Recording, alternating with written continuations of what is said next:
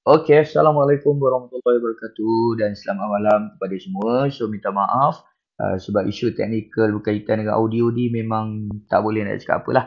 Memang sentiasa akan berlaku, kadang-kadang ada gambar, kadang-kadang tak ada dengan audio pula. So, untuk itu cikgu terpaksa buat video lah untuk menerangkan kepada awak. Antara topik-topik yang kita nak bincangkan adalah berkaitan dengan topik-topik berkaitan dengan silibus sains tahun 6 lah. Okey, iaitu topik berkaitan dengan manusia, topik berkaitan dengan mikroorganisma, topik berkaitan dengan daya dan juga tekanan udara, topik berkaitan dengan kelajuan, topik berkaitan dengan bahan buangan, topik berkaitan dengan gerhana dan juga topik berkaitan dengan kestabilan dan kekuatan. Okey, alright. Sebab apa cikgu highlightkan ada 1, 2, 3, 4, 5, 6, 7 adalah disebabkan rata-rata daripada murid menyatakan rasa mereka kurang faham terhadap topik-topik ni lah. So, cikgu highlightkan topik-topik ni sahaja untuk dibuat ulang kaji. Okay, alright. Berbalik kepada topik manusia. So, kita akan back balik topik manusia. So, cikgu akan terangkan secara ringkas saja. Okay, alright. So, sama juga awak belajar waktu tahun 5 dulu. Awak belajar tentang pembiakan.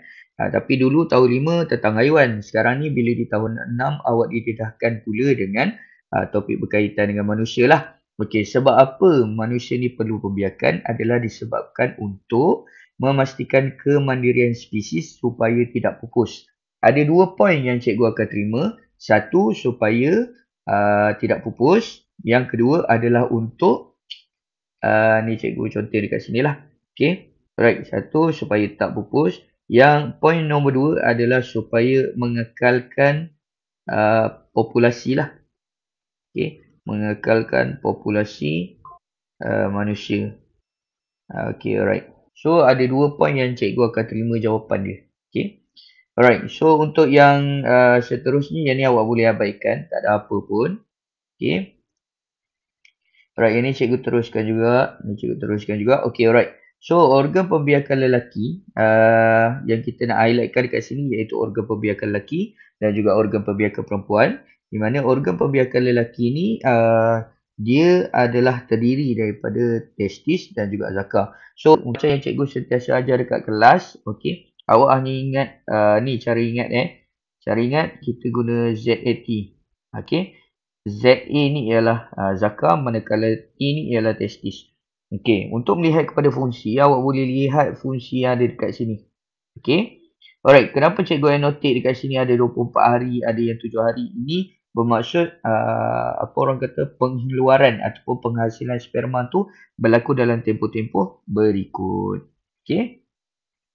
Ini cikgu rasa cikgu dah ulang banyak kali pun untuk cara nak ingat ni. Okey, alright. Ini ialah gambaran sperma. Okey, di bawah mikroskop gambaran dia akan jadi macam ni. Okey, yang ni cikgu bukan berniat untuk nak ajar balik, tapi just setakat recap balik supaya awak boleh go through balik. Kalau cikgu laju sangat, awak boleh tekan pause dan awak boleh rewind balik, awak fast forward balik. Okey.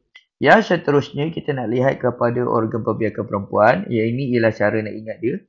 Farah on YouTube Faizal Tahi. So Farah ni mewakili kepada Faraj, manakala O ni mewakili kepada ovari, manakala U ni mewakili kepada uterus. Okey. Bagi Faizal Tahi ni pula mewakili kepada tube falopio. Right, untuk pengetahuan awak juga, semua fungsi-fungsi yang ada di sini ialah fungsi-fungsi yang awak perlu hafal lah.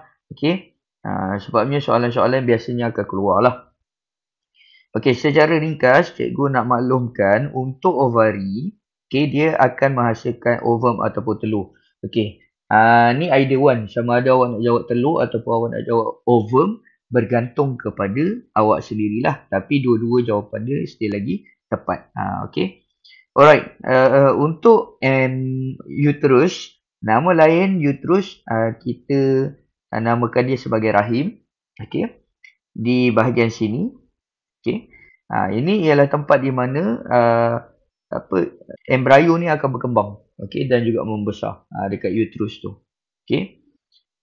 So yang seterusnya kita akan lihat kepada Faraj. Okey. Ni saluran yang menerima sperma daripada zakar. Manakala tube fallopian ni ialah tempat sini tube fallopian ni ada dua.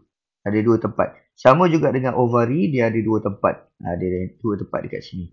Okay. So, fungsi tube fallopian ni ialah tempat pertemuan antara sperma dan juga ovum. Simple. Okay, alright.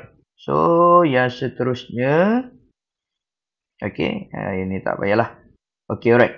Dekat sini cikgu nak ceritakan sikit. Yang tadi cikgu rasa terlampau mudah Okay.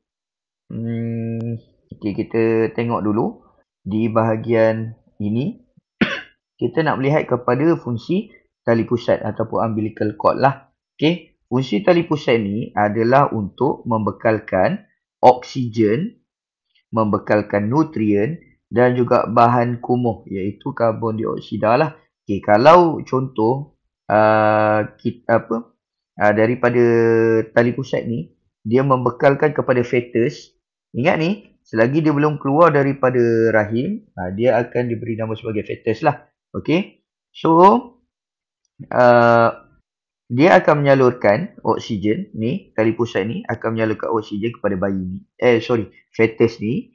Okay, kemudian kalau dah ada oksigen, mesti ada bahan kumuh karbon dioksida.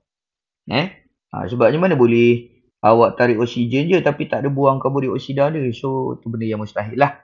Okay. Alright, nutrien-nutrien ni ialah bergantung kepada apa yang ibu awak tu ambil. Contohnya kalau dia ada makan makanan yang berkhasiat. So, vitamin tu akan dapat juga dekat awak. That's why kalau contoh mak tu ialah jenis mengamalkan isap rokok, minum minuman alkohol, sebenarnya tu akan disalurkan melalui tali pusat ni dan akan menyebabkan berlakunya masalah kepada fetus tersebut.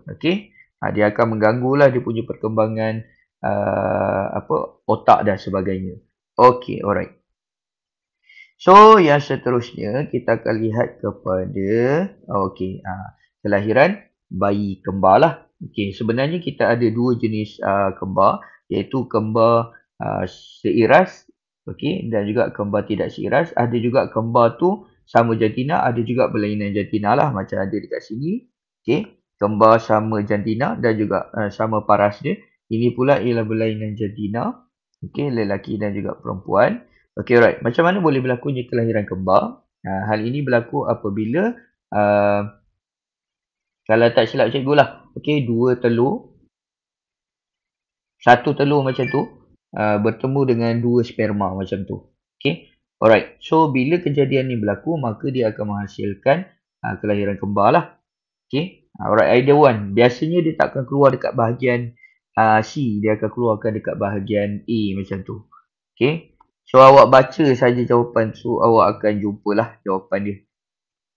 Okay, alright. So, sebelum nak habis kepada topik ini, okay, cikgu nak terangkan dulu perjalanan macam mana kita nak ingat proses persenyawaan manusia hingga bayi dilahirkan. Okay, yang pertama sekali iaitu ini dia punya cara nak ingat cara nak ingat dia ialah Samad orang Zimbabwe Ansem Fuyovic.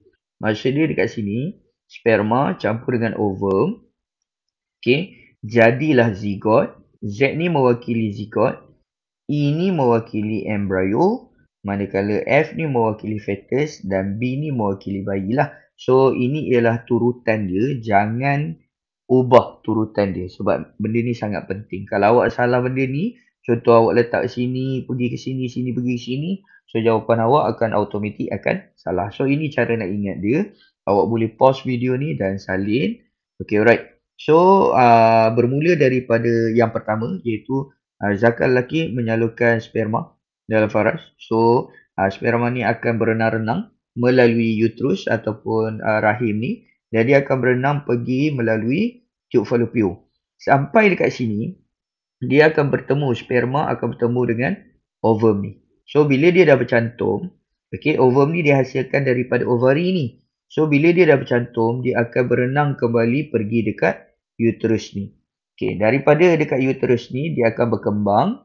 Okay, daripada zigot tadi, akan pergi kepada embrio. So, embrio ni nanti akan berkembang, sampailah tempoh 9 bulan tu, dia akan jadi sebagai fetus, dan juga bila dah cukup 9 bulan tu baru dia akan keluar daripada faraj, dan itu kita panggil dia sebagai bayi. Macam tu. Alright. Simple saja topik ni. Tak susah sangat pun. Alright. So, bila sperma dan juga ovum ni dihasilkan, apabila kedua-duanya lelaki dan perempuan dah cukup akil balik lah, baru dia orang akan menghasilkan sperma dan juga ovum. Alright. So, macam yang cikgu cakap tadi, untuk yang tali pusat tadi tu, nutrien ni apa yang ibu awak tu makan ataupun konsum ataupun dia ambil apa-apalah. Contoh dia makan buah, so dia dapatlah vitamin C, vitamin K macam tu kan. So benda-benda ni akan membantu untuk kesihatan fetus tu supaya jadi lebih sihat. Alright, tak ada apa pun nak cover dekat topik ni sebab mudah saja. Alright.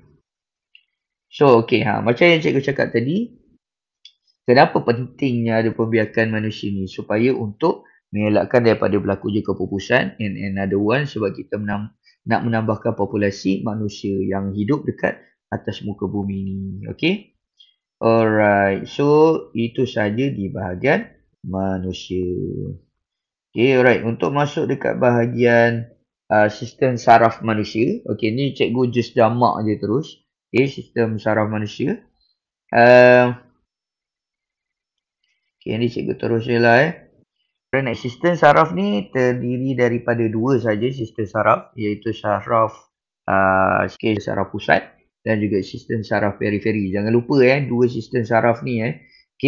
Kalau untuk sistem saraf pusat, dia akan merujuk kepada sistem saraf tunjang lah. Ni saraf pusat akan merujuk kepada saraf tunjang dan juga otak. Pusat ni awak kena ingat, pusat ni maksudnya dia yang paling utama. Untuk pula sistem saraf periferi ni merujuk kepada rangkaian saraf. Rangkaian saraf ni boleh wujud daripada atas sampailah dekat bawah ni. Ni keseluruhan badan awak ni memang ada rangkaian saraf. So jangan lupa jawapan untuk sistem saraf pusat merujuk kepada saraf tunjang. Macam tu. Alright. Unit asal sistem saraf dikenali sebagai sel saraf ataupun neuron. Ini tak apalah kalau awak tak hafal pun tak apa lagi, tak ada masalah. Alright, yang ni cikgu tak payah cerita sebab tak masuk exam pun. Alright. Ni benda yang penting. Fungsi sistem saraf ni pula adalah untuk mengesan dan juga bergerak balas terhadap rangsangan. Kalau awak tengok dekat sini, fungsi sistem saraf pusat ni dekat otak ni, saraf pusat mesti merujuk kepada otak dan juga saraf tunjang lah. Alright. So ada dua benda tu. Dia ni adalah bertindak sebagai pusat untuk menerima maklumat dari organ diri dan juga mengkoordinasi gerak balas. Maksudnya dekat sini, organ diri tersebut melibatkan tentang mata, telinga, kulit, lidah dan juga hidung. Ni awak dah belajar waktu tahun 4 tu. Organ-organ diri kan. Alright. Bagi fungsi otak pula, dia mengkoordinasi tindakan terkawal dan juga tindakan luar kawal.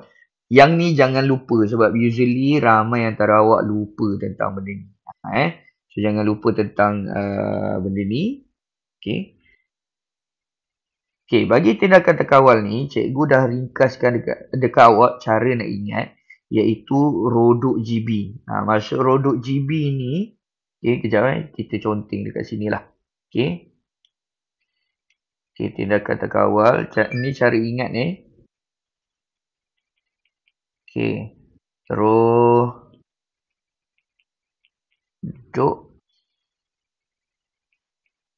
GB.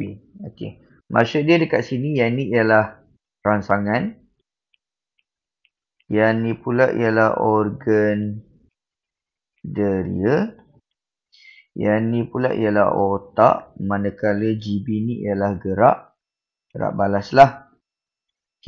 Macam yang kita tahu, otak ni dia mengawal tindakan terkawal dan juga luar kawal. So, segala gerak balas yang berlaku, dia akan melibatkan kepada sistem saraf pusat.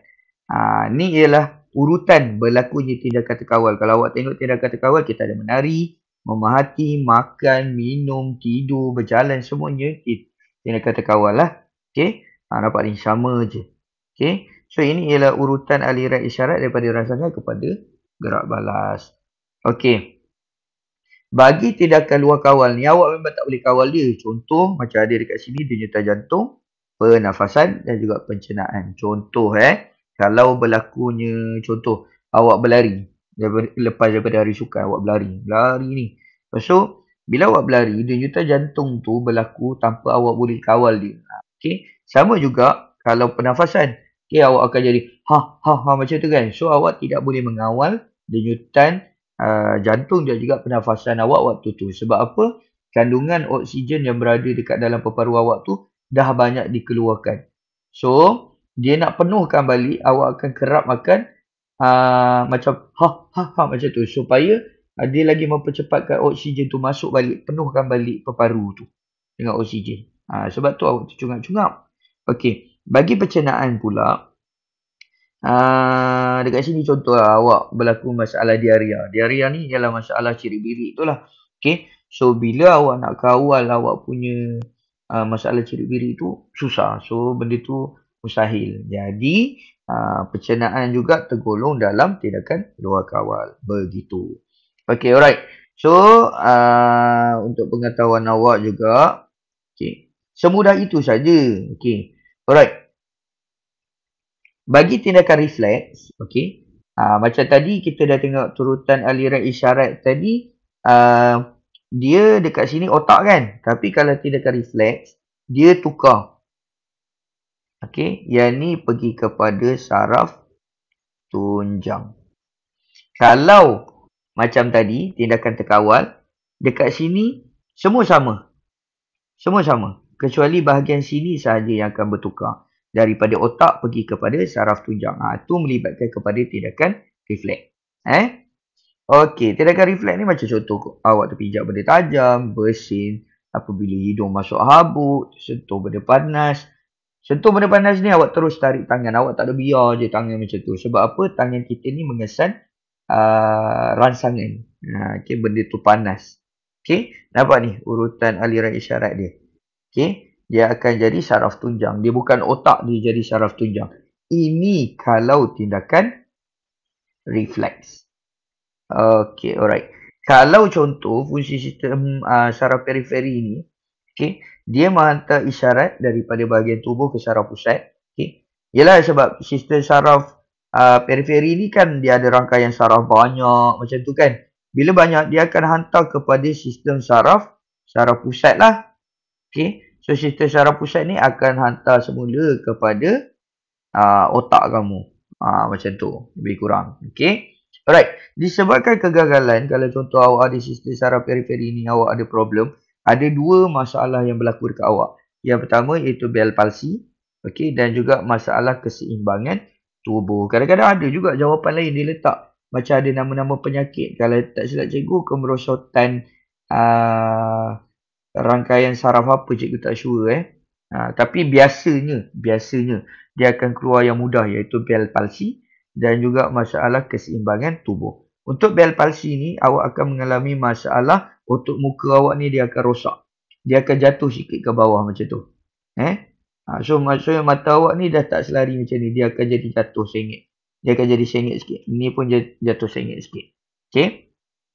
Dan juga masalah keseimbangan tubuh. Maksudnya awak nak berjalan tu susah sebab dia dah tak selari. Dia tak hantar maklumat tu kepada saraf tunjang awak dah.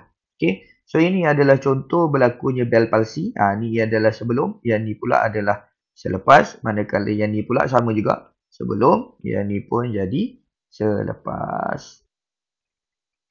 Okey, alright. Bagaimana kita nak jaga sistem saraf pusat bagaimana kita nak jaga sistem saraf ni? Termasuk saraf pusat, saraf periferi ni. Okay, benda pertama sekali adalah makan makanan seimbang. Yang ni jawapan biasa. General Makan makanan seimbang. Tapi kalau awak boleh tulis jawapan mengandungi vitamin B kompleks lagi baguslah. Okay. Elakkan minuman alkohol, pengambilan dadah, apa lagi. Okay. Macam isap rokok. Benda-benda tu lah. Minuman-minuman alkohol. Benda yang sama je jawapan dia. Okay. Alright. Yang seterusnya, tidur yang mencukupi. Tidur yang cukup lah. Okay. Sekurang-kurangnya 8 jam sehari. Okay. 7 jam, 7 hingga ke 8 jam tidur yang cukup. Okay, memakai alat pelindung tubuh contohnya seperti topi keledar. Kalau contoh korang nak main permainan yang lasak tu, pakailah dia punya helmet dia, alat pelindung kepala, okay, alat pelindung siku, alat pelindung lutut dan sebagainya. Okay, kemudiannya kita menjalankan aktiviti harian dengan postur yang betul. Maksudnya daripada segi berdiri, duduk, ambil barang dan sebagainya. Ini contoh alat pelindung tubuh lah. Okay, untuk mencegah masalah berlakunya tulang bengkok ataupun osteoporosis. Okay. Alright, yang ni tak payah. Okay, ni contoh berlakunya masalah osteoporosis. Okay, dia akan tulang tu akan makin lama akan membongkok. So kita boleh cegah dia melalui alat pelindung belakang ni. Okay, alright. So sampai situ saja untuk topik bagi topik manusia, di mana cikgu cover tentang organ pembiakan manusia, lelaki dan juga perempuan, persenyawaan dan juga sistem saraf, iaitu sistem saraf periferi dan juga sistem saraf pusat. Okey, jumpa lagi untuk video akan datang bagi topik yang lain. Okey, Assalamualaikum.